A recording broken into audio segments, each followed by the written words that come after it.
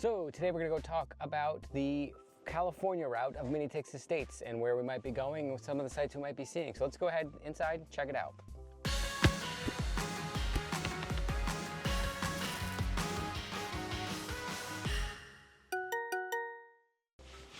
Okay, so we're talking about California for the first MTTS Estates leg. We're going from over here, Monterey, up to San Fran, then over to Lake Tahoe. So let's talk about that a little bit closer, look at the map, and talk about where the route might end up going. So day one of this event kicks off at Cardinale Stadium, which is just on the outskirts of Monterey, California. And that puts us right off the Pacific Coast Highway. So imagining that we are likely going to be starting right on the Pacific Coast Highway, following the PCH or Route 1. So Route 1 will take us up through Santa Cruz, along some really epic roads, some really great overlooks. So be prepared to pull over a lot, take some good photos. And there'll even be a tunnel that we're gonna go through before hitting our next major milestone, the Golden Gate Bridge. Now, it might be useful to scope out some spots you wanna pull over and get some shots of the Golden Gate Bridge before or after.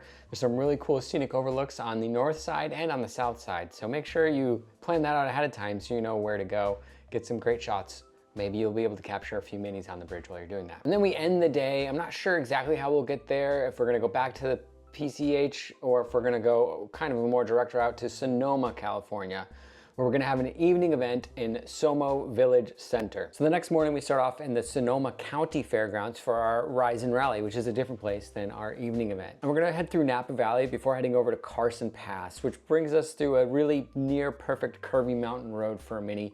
Again, there'll probably be some scenic overlooks to pull over, get some really great shots along that route. And that will eventually lead us into the Lake Tahoe region, where we'll do a lap around Lake Tahoe and end our evening event at the scenic Palisade Tahoe. The final day sees us gathering at the very same Palisade Tahoe that we ended at the evening event the night before. That's where we're gonna have our morning rise and rally / farewell to head off and end this weekend in California. Now, in terms of the events that we're gonna have at the night evening gatherings, I'm not really sure what to expect. I'm sure there'll be some really cool surprises.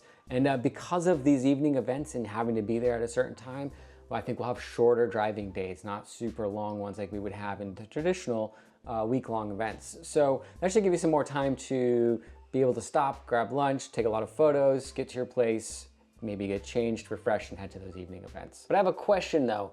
Could you do this using a 3rd gen electric Mini Cooper or a 4th gen electric Mini Countryman that we have available to us here in the United States?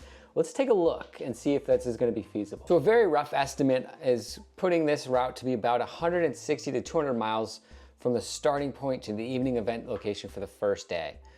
Depending on the route options, obviously, but it seems like along the PCH Route 1, it's gonna be about that. And obviously there'll be a few more extra miles added on from where you're staying to the start location and from where you are staying that evening to the ending location. So you gotta keep that in mind if you're staying quite a ways away from those starting and ending locations. However, there are, from the first looks of it, plenty of EV charging stations along the route to get you there, because you're not gonna be showing up and starting at 0. You're gonna be starting close to 100%.